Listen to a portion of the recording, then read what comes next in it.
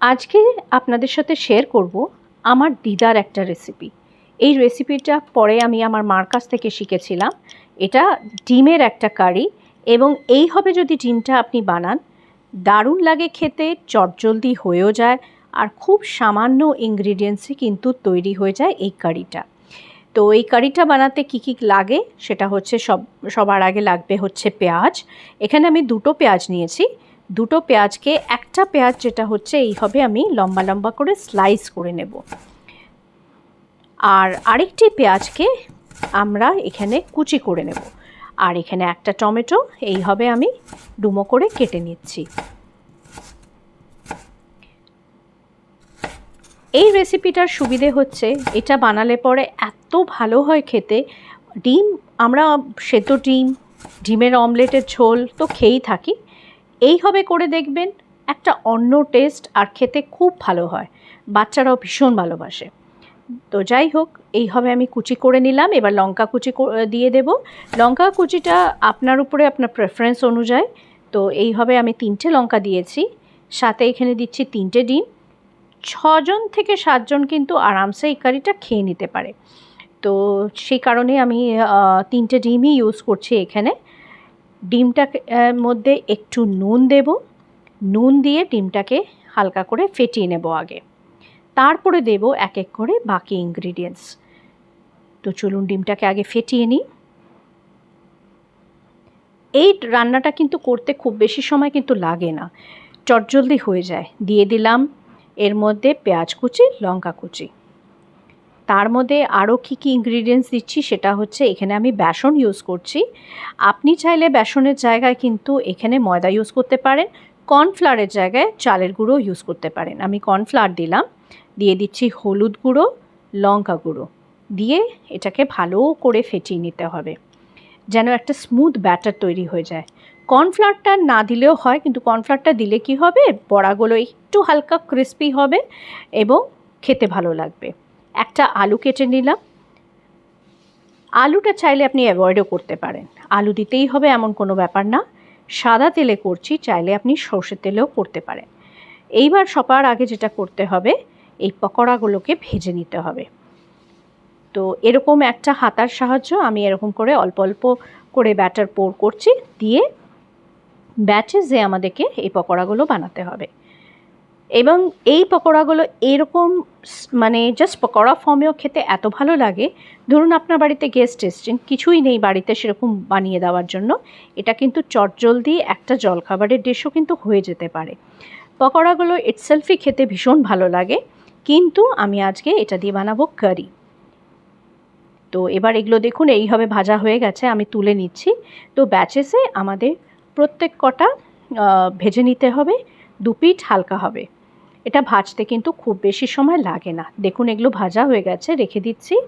এরপরে সেই তেলের মধ্যে ভেজে নেব ডুমো করে কাটা আলু, তার সাথে দিয়ে দিলাম নুন, দিয়ে একটু লাল লাল করে ভেজে নেব আলুগুলো। আলুটা ভাজা হয়ে গেলে পরে আলুটাকে তুলে রেখে দেব। আলু ভাজা হয়ে গেছে, এবার ওটাকে তুলে দেব এবং সেই তেলের মধ্যে দিয়ে দিলাম ছোটো এলাচ, দারচিনি, একটু লবঙ্গ, আর তার সাথে একটা তেজপাতা। ফোড়নটা যখন হয়ে আসছে তখনই দিয়ে দিলাম ওর মধ্যে একটা শুকনো লঙ্কা। আগে দিলে কিন্তু শুকনো লঙ্কাটা পুড়ে যেত, যে কারণে এখন দিলাম। দিয়ে দেব সাথে সাথেই পেঁয়াজ কুচিটা। এটা একটা পেঁয়াজ যেটা আমরা লম্বা করে স্লাইস করেছিলাম।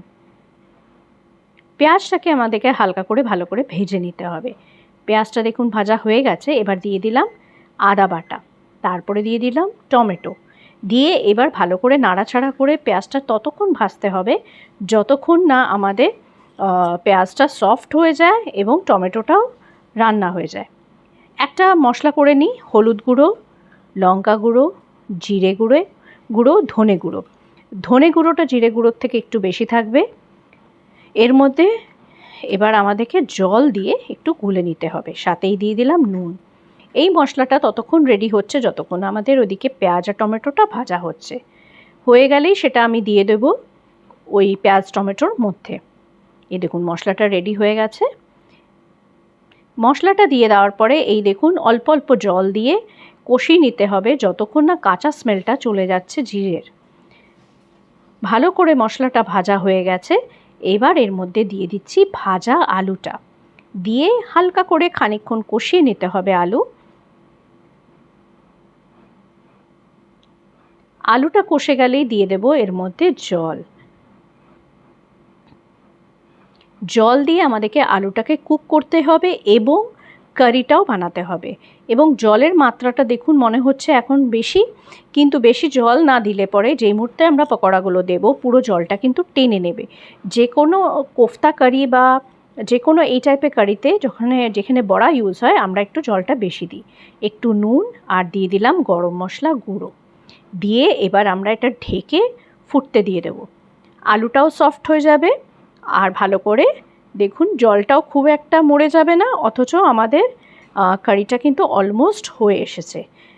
লাস্টেই আমাদের দিতে হবে এই পকোড়াগুলো, আগে দিলে হবে না। এটা একটু মোটামুটি যখন কারিটা হয়ে এসেছে তার মধ্যে দিয়ে দিন এই ডিমের পকোড়াগুলো, দিয়ে এটাকে 1 মিনিটের মতন আপনি ওখানেই এটাকে একটু ফুটিয়ে নিন। সাথে দিয়ে দেব আমরা এর মধ্যে কাঁচা লঙ্কা।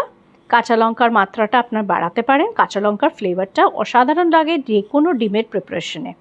এই দেখুন একটু ডুবিয়ে দিলাম, দিয়ে 1-8 মিনিট রাখার পরেই কিন্তু আমাদের এই কারিটা রেডি হয়ে যাবে।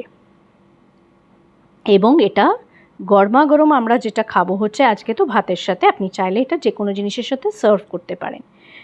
এই দেখুন এই বড়াগুলোকে এইভাবে সার্ভ করে দিচ্ছি এবং তার সাথে ঝোল আলু দিয়ে জমে যাবে আজকে আমাদের লাঞ্চটা। খুব ভালো হয় খেতে, আপনারা অতি অবশ্যই ট্রাই করবেন, আমাকে জানাবেন কেমন হয়েছে। আর এই রেসিপিটা ভালো লাগলে আমার এই পেজটাকে ফলো করবেন পরবর্তী আরও রেসিপিস পাওয়ার জন্য। আপনি আমাকে ইনস্টাগ্রাম, ইউটিউবেও ফলো করতে পারেন।